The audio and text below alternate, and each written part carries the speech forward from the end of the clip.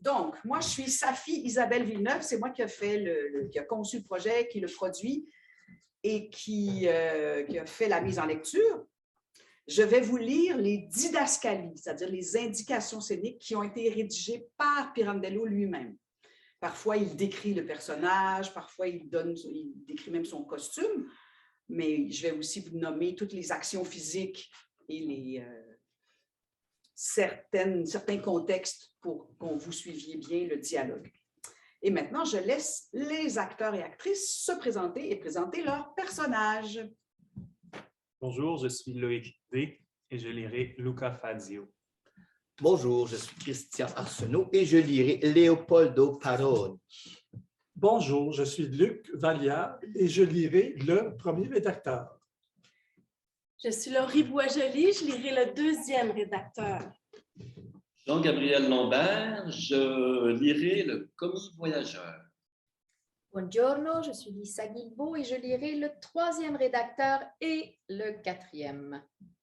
Je suis Leila Villeneuve-Doucali et je lirai Rosa la Vecchia. Et je lirai le cinquième rédacteur.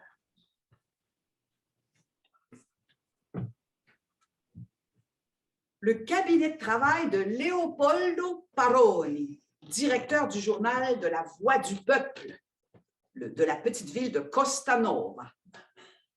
La rédaction du journal se trouve dans l'appartement de Paroni, leader du Parti républicain.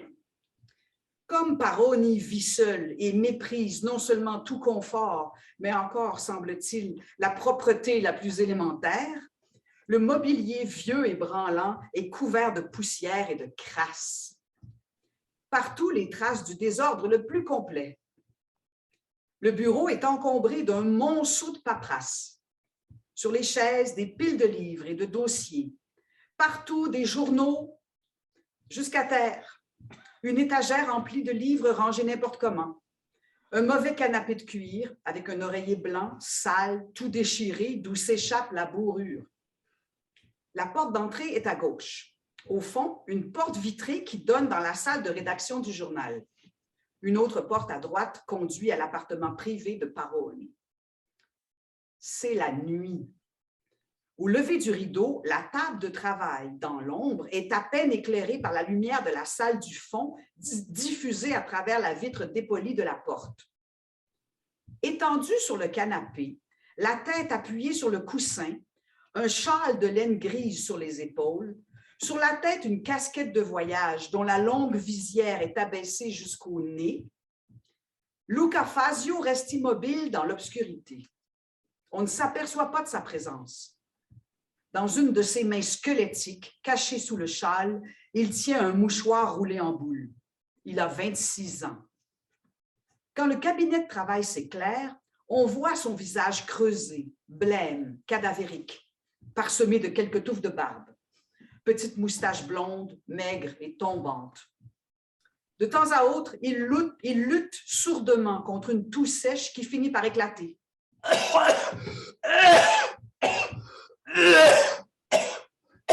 Il presse alors son mouchoir contre sa bouche.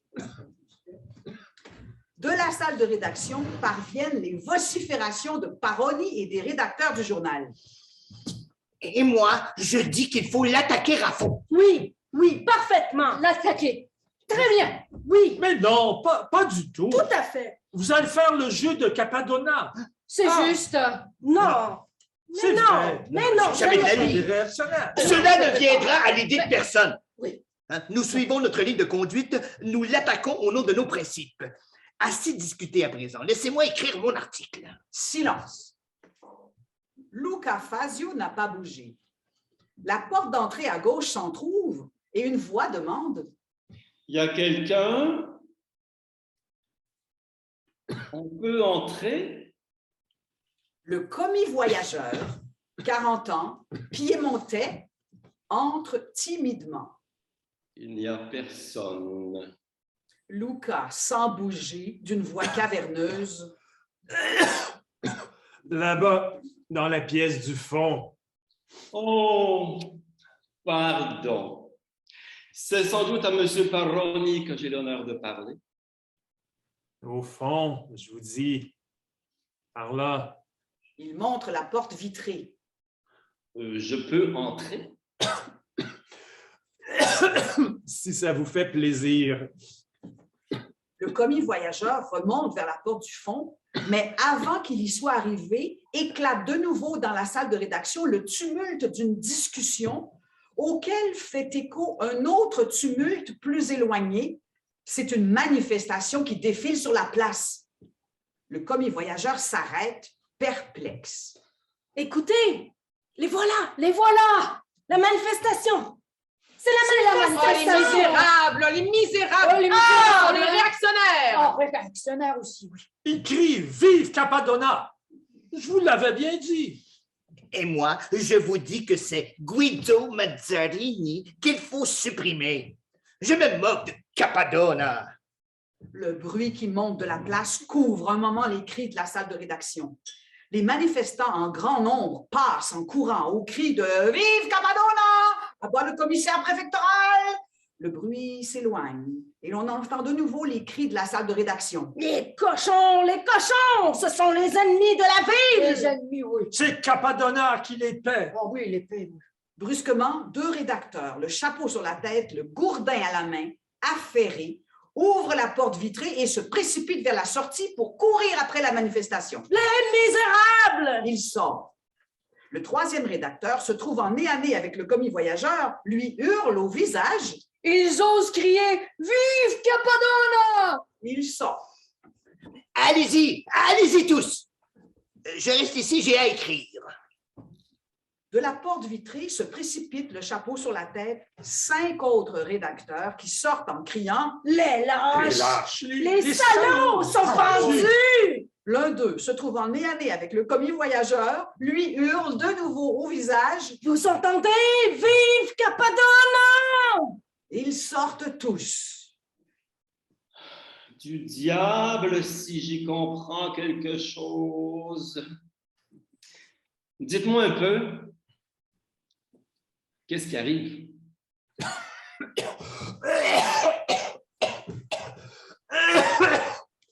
Le commis voyageur se penche pour observer Luca, mais il est gêné par le dégoût qu'il éprouve et parvient mal à dissimuler.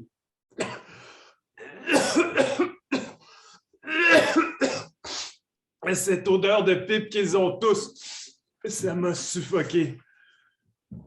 Écartez-vous un peu. J'ai besoin d'air. Laissez que je respire. Vous n'êtes pas de Costanova. Non, je suis de passage. Cher monsieur, nous sommes tous de passage. Je voyage pour les papeteries du Sangone. Je voulais parler à M. Paroni pour le papier du journal. Vous voyez, ce n'est pas le moment. Oui, j'ai entendu, c'était une manifestation. 8 mois après les élections, la haine contre les députés Guido Mazzarini n'est pas encore calmée. Mazzarini, le député socialiste? Oui, socialiste, je crois. Ici, à Costanova, il avait tout le monde contre lui, mais il a eu une grosse majorité dans les autres cantons et il a été élu. C'est un socialiste, mais il a des sous. C'est un grand homme. On est encore furieux contre lui parce qu'il s'est vengé en faisant révoquer le maire de Costanova. Et écartez-vous un peu, j'étouffe. Et en faisant nommer un commissaire préfectoral. Merci. C'est une affaire d'une extrême importance. L'administration municipale aux mains d'un commissaire. Il criait « à bas le commissaire ». Ils ne veulent pas en entendre parler. Ah, cher monsieur. Costanova est un endroit de première importance. On peut dire que le monde entier gravite autour. Si vous vous mettez à la fenêtre et regardez le ciel, qu'est-ce que vous voyez? Toutes les étoiles occupées à cligner de l'œil du côté de Costanova. Savez-vous de qui dépend la destinée de l'univers? du conseil municipal de Costanova. Le conseil municipal a démissionné et par suite, l'univers est complètement bouleversé. Vous pouvez en juger rien qu'à la figure de Paroni. Regardez-le. Regardez-le à travers cette porte vitrée. Mais le vitrage est en verre dépoli. Oh, c'est vrai. Je n'y pensais plus. Vous ne faites pas partie de la rédaction du journal? Non, non, non, non. Je suis un sympathisant. Ou plutôt, j'étais un sympathisant, car je ne vais pas tarder à disparaître. Les phtisiques ne manquent pas à Costanova. Mes 2 frères, qui sont morts de la poitrine aussi, faisaient partie de la rédaction. Moi, jusqu'à avant-hier, j'étais étudiant en médecine. Je suis revenu ce matin pour mourir dans ma maison. Vous vendez du papier journal? Toute espèce de papier, y compris du papier journal, à des prix défiant toute concurrence. C'est pour faciliter la publication d'un plus grand nombre de journaux? La question du prix du papier, dans l'état actuel du marché, est, croyez-le bien... Je vous en prie. Oui, je le crois. Je le crois. Si vous saviez quelle consolation c'est pour moi que vous voyagerez encore pendant des années, offrant le papier de vos papeteries à des prix défiant toute concurrence, à toutes ces feuilles de choux hebdomadaires de province, et que vous reviendrez ici dans une dizaine d'années, sans doute un soir pareil à celui-ci, que vous retrouverez ce vieux canapé à sa place. Moi, je n'y serai plus. Et la ville de Costanova peut être pacifiée. 3 des rédacteurs qui avaient couru après la manifestation rentrent tout enfiévrés. Paroni, Paroni! On n'a jamais rien vu de pareil. Viens avec nous, Leopoldo. Viens donc. Leopoldo Paroni paraît à la porte vitrée. Il s'avance, une lampe à pétrole à la main. 50 ans environ, crinière léonine, grand nez, moustache en croc, barbiche méphistophélique, cravate rouge. Mais qu'est-ce qu'il y a? On se bat? Il pose la lampe sur la table après avoir écarté quelques papiers. Ça tombe dru comme grêle. Des bandes socialistes venues du chef-lieu. Mais alors, il tape sur les partisans de Cappadona? Mais pas du tout. Il tape sur nous, sur les nôtres. Allons, viens, on a besoin de toi. Attendez que je comprenne bien. La police d'abord, que fait-elle? Quelle est son attitude? La police ne bouge pas. L'intérêt du commissaire municipal, c'est que nous soyons écrasés. Allons, viens donc. Allons. Oui, allons. Donne-moi mon chapeau et ma canne. Mais où est Fabrizi? Et Conti? Ils sont dans la rue. Ils contre-manifestent. Ils se défendent. Mais comment se fait-il que les réactionnaires n'aient pas appelé la police? Ils ont décampé. Et vous avez fait comme eux? Pourquoi vous vous êtes mis à 3 pour venir me chercher? Un seul aurait suffi. Je ne trouve pas de canne. Mais c'est impossible. Je l'y ai posé moi-même. Conti ou Fabrizi doivent l'avoir prise. Mais il me faut ma canne. Viens donc, je te passerai la mienne. Mais que feras-tu? Hein? Sans ta canne au milieu des coups? À ce moment, fait son entrée, haletante, affolée, Rosa la Vecchia, 30 ans environ, rousse, maigre, avec un lorgnon, habillée d'une façon presque masculine. Oh mon Dieu! Oh mon Dieu! Mais qu'y a-t-il? Qu'est-il arrivé? Vous ne savez pas? On a tué quelqu'un. Mais non, où ça? Comment, vous n'avez pas vu la manifestation? La manifestation? Mais non, j'ai rien vu. Je sors de chez ce pauvre Poulino. Eh bien, Il s'est tué! Il s'est tué. Poulino? Loulou Poulino s'est suicidé? Il y a 2 heures. On l'a retrouvé accroché à la lampe suspendue de la salle à manger. Pendu. Oh, quelle horreur! Je l'ai vu. Noir, les yeux hors la tête, la langue pendante, les doigts crispés, tout son long. Oh, par exemple, le pauvre Poulino.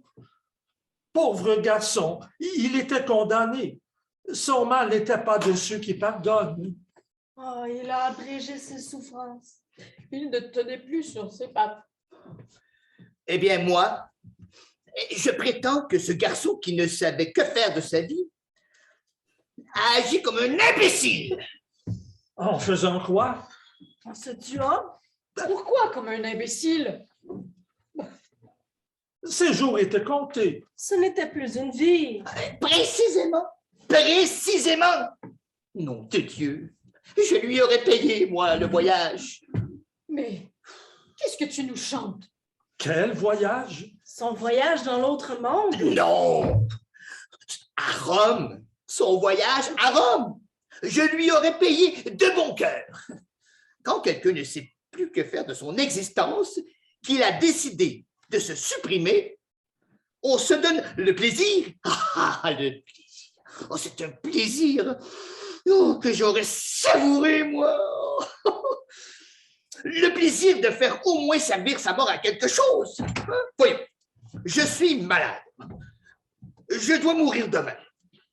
Il y a un homme qui déshonore mon pays, un homme dont l'existence est une honte. Guido Mazzarini, hein?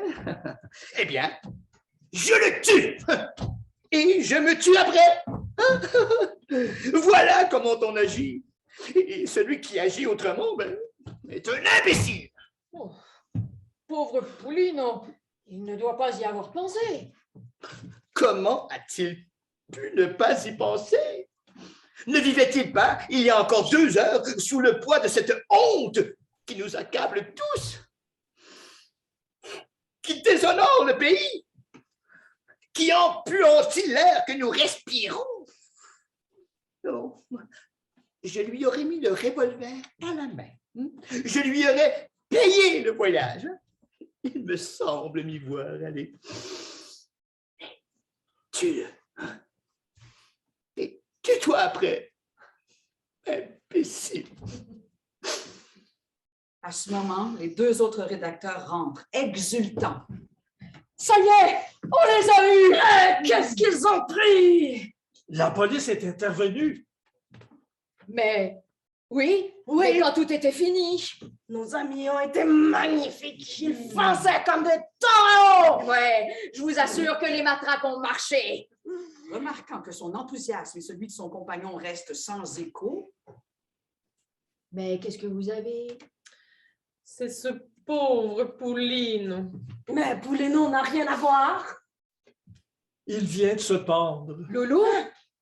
Loulou Poulino? Pendu? Pauvre Loulou. Oh, il répétait souvent qu'il voulait se suicider. Il a raccourci son agonie. Il a bien fait. Il aurait pu mieux faire. Nous disions à la minute, puisqu'il devait se tuer pour son bien, il aurait pu d'abord faire du bien aux autres, à son pays. Il n'avait qu'à aller à Rome, tuer notre ennemi à tous, Guido Mazzarini. Cela ne lui aurait rien coûté, pas même le voyage. Parole d'honneur, je lui aurais payé. Au lieu qu'il est mort comme un véritable imbécile. Vous savez qu'il est très tard. Ouais. On rédigera demain la chronique de la soirée. Nous avons le temps d'ici dimanche. Il faudra aussi dire 2 mots de ce pauvre Poulino. Oh, si vous voulez, Paroni, je pourrais faire l'article, moi qui l'ai vu. Soit, mais quelque chose de très court. Hein. Nous pourrions passer le voir Poulino en nous en allant. Vous le trouverez encore pendu. Pour le dépendre, on attend le juge de paix qui n'est pas encore revenu de Borgo. Quel dommage! Et dire que notre numéro de dimanche aurait pu lui être tout entier consacré. s'il avait accompli le geste qui aurait fait de lui le vengeur du pays. Le premier rédacteur découvre enfin Luca Fazio sur le divan. Oh, regardez donc, Luca Fazio qui est là. Tous se retournent. Oh, Luca! Tu es arrivé quand? Ce matin, Ça ne va pas? Luca tarde à répondre. Fait d'abord un geste de la main. à peu près comme Poulino. Paroni, remarquant le commis voyageur, Et ce monsieur? J'étais venu, Monsieur Paroni, pour la fourniture du papier au journal. Ah, vous êtes le voyageur des papeteries de Sangani. Voulez-vous avoir l'obligeance de repasser demain? Il est trop tard pour aujourd'hui. Demain matin, si cela vous va. Je comptais repartir dans l'après-midi. Allons, il est temps d'aller se coucher. Hey, bonne Bonne nuit. nuit, Léopoldo. Bonne nuit, Léopoldo. Bonne nuit. Léopoldo. Voilà. Et toi, Luca, tu ne viens pas? Non. J'ai un mot à dire à Paroni. À moi? J'en ai pour 2 minutes. tous le regardent avec consternation. Ils entrevoient un rapport, après les propos qui ont été tenus, entre son état désespéré et celui de Poulino, qui s'est tué comme un imbécile. Tu ne peux pas parler devant tout le monde? Non, j'ai à te parler en particulier. Eh bien, laissez-nous. Bonne nuit, amis. Ciao. Bonne nuit. Bonne nuit. Je viendrai vers 10 heures. Plus tôt, si vous voulez. Allons, au revoir, bonne nuit. Tous sortent, sauf Paroni et Luca Fazio, qui posent les pieds par terre et restent assis, courbés, les yeux baissés vers le parquet. Paroni s'approche affectueusement de lui et esquisse le geste de lui poser une main sur l'épaule.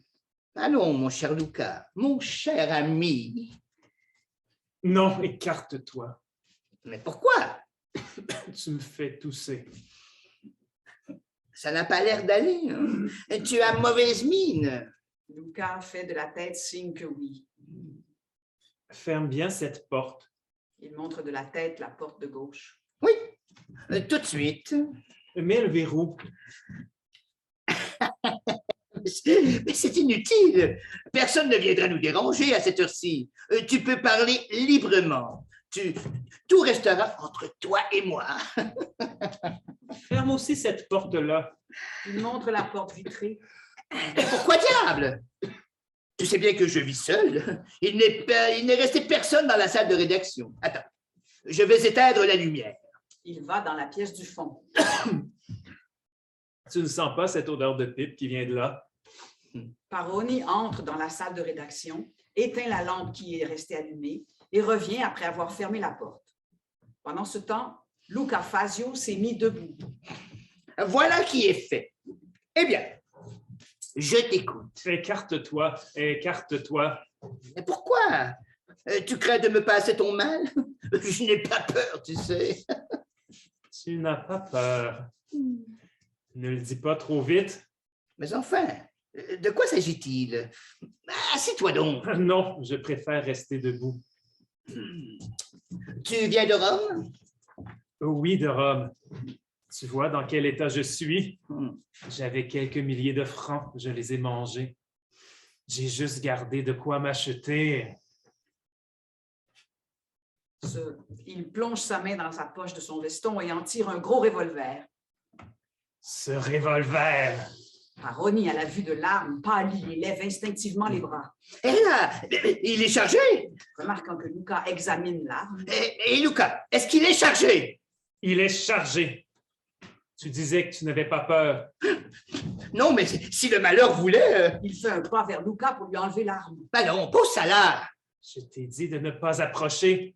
Je m'étais enfermé dans ma chambre à Rome pour m'achever. Mais non, mais tu es fou. Je t'assure que j'allais me tuer. Et comme un imbécile, j'avais raison de le dire. Paroni le regarde, puis les yeux brillants de joie. Ah, vraiment? Tu voudrais donc? Attends, Tu vas voir ce que je veux. Tu as entendu? Tu as entendu ce que j'ai dit de Poulino? Je suis là pour ça, Tu le ferais? à l'instant même. Écoute-moi bien. J'avais appuyé ce revolver contre ma tempe quand j'entends frapper à ma porte. Où ça? À Rome? Parfaitement, à Rome. J'ouvre. Sais-tu en face de qui je me trouve? De Guido Mazzarini. Lui? Chez toi? Luca fait à plusieurs reprises oui de la tête. Il me voit ce revolver dans la main et tout de suite, à mon air, il comprend ce que je veux faire. Il se jette sur moi, me prend le bras, le secoue et me crie « Mais comment? C'est comme ça que tu allais te tuer?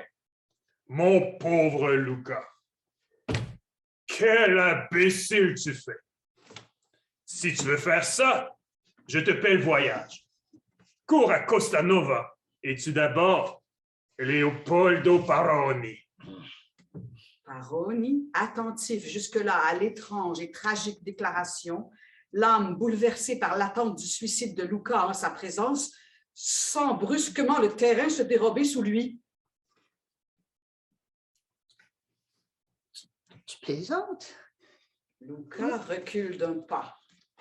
Il a un tic convulsif d'une joue près du nez et dit, la bouche tordue, « Non, je ne plaisante pas. Mazzarini m'a payé le voyage. » Pas possible!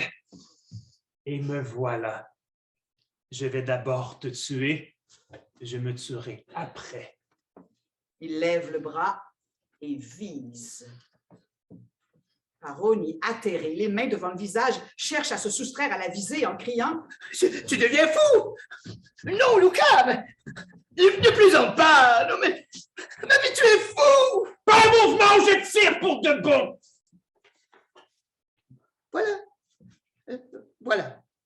Hein, sois gentil, là. Je ne bouge plus. Je te fais l'effet d'un fou.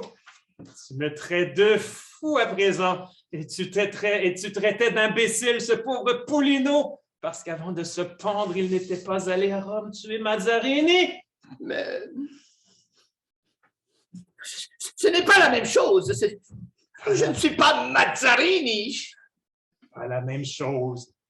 Quelle différence qu'il y ait entre toi et Mazzarini pour quelqu'un comme moi ou comme Poulino, qui se moque pas mal de votre existence et de toutes vos clowneries. Te tuer toi, ou en tuer un autre, ou tuer le premier passant venu. Pour nous, c'est tout un. Pardon, ça fait deux. Hein? Ton crime serait le plus injuste et le plus stupide des crimes. Hein? Tu voudrais que nous nous fassions les instruments, nous qui sommes au bord de la tombe, quand tout est déjà fini pour nous, de ta haine ou de celle d'un autre, de vos disputes de bouffons, sinon tu nous traites d'imbéciles.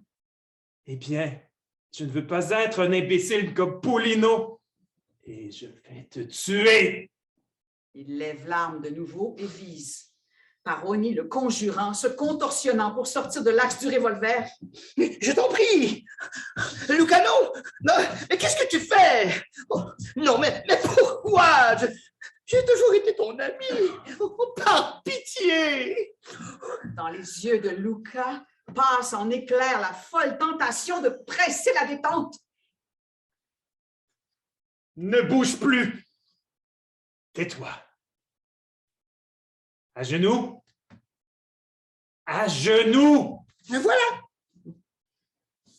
Par pitié. Ne tire pas.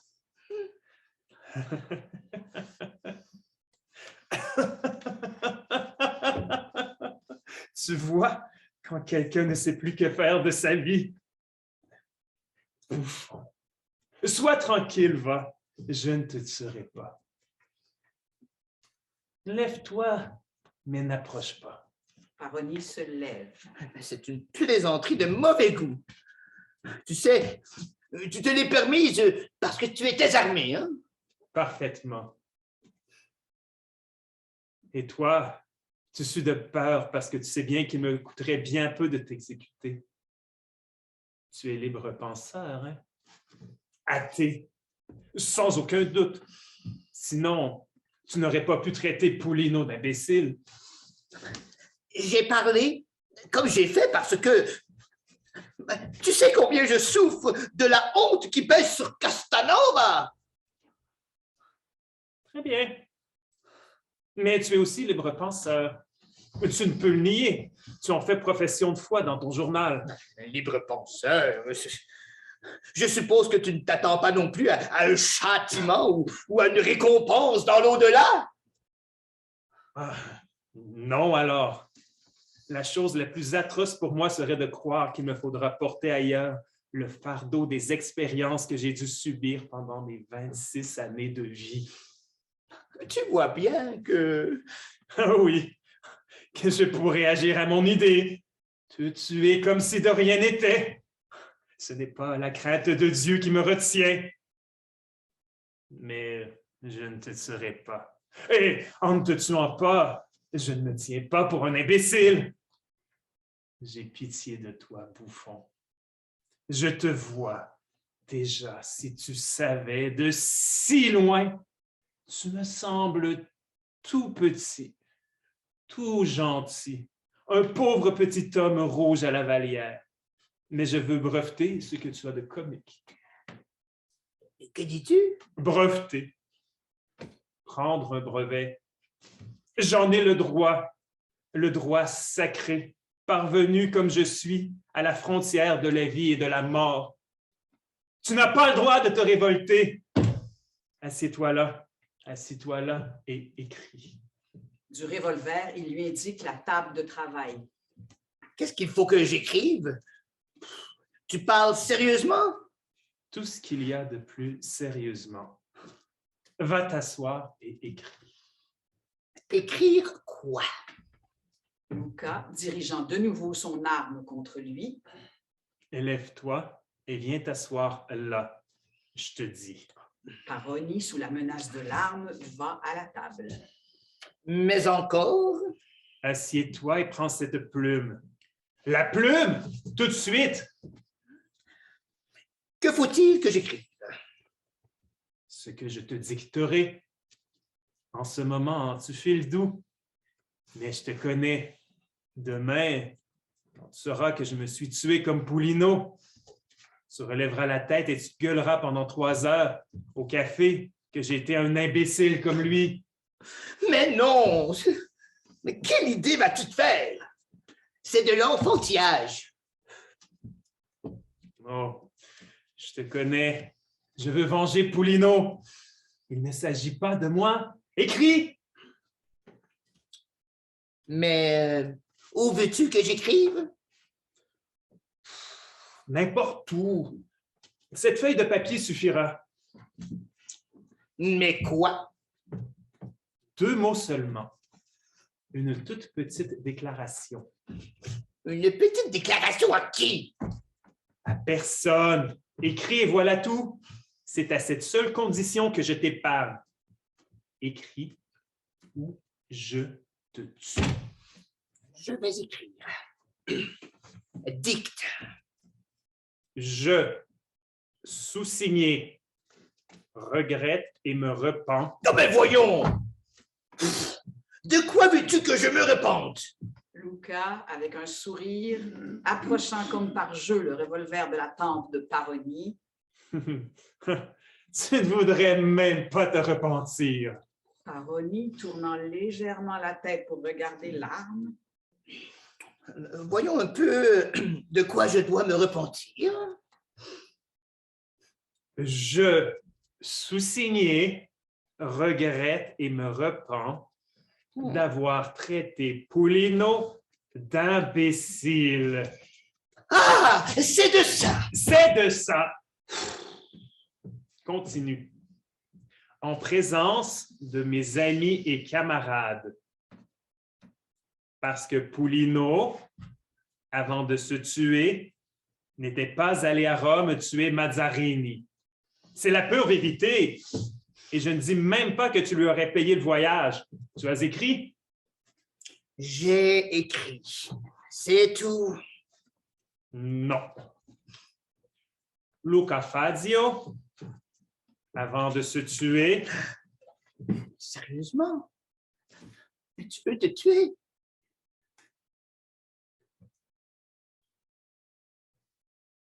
ça me regarde. Écrit. Avant de se tuer, est venu me trouver. Tu peux m'être armé d'un revolver. Ah oui! Ah oui, ça, si tu permets, hein? Mets-le si tu veux, armé d'un revolver. Tu n'aurais pas payé de contravention pour port d'armes prohibées. Tu as écrit, continue, armé d'un revolver, et m'a dit que, par conséquent, pour n'être pas traité lui-même d'imbécile par Mazzarini, il devrait me tuer comme un chien.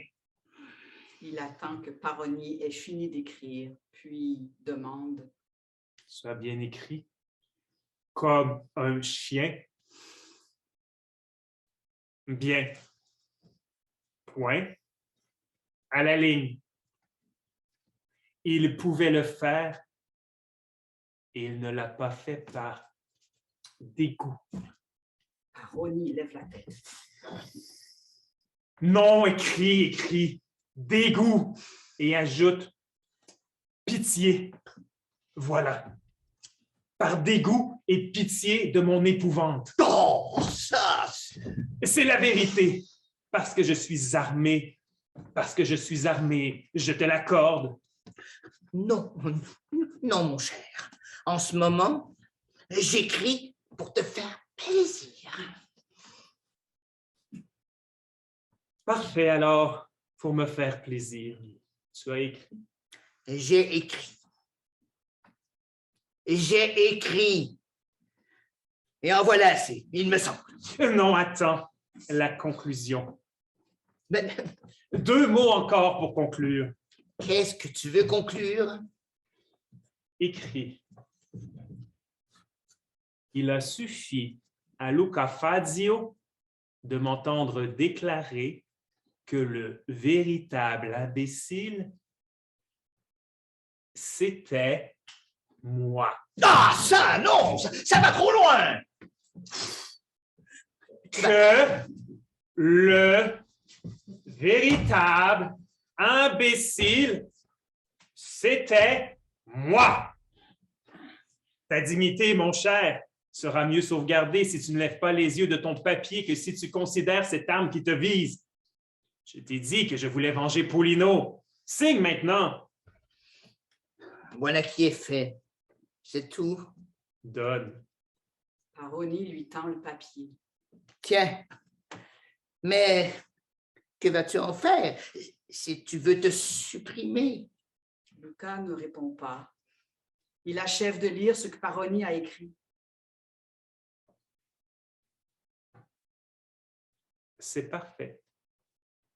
Ce que je vais en faire, rien.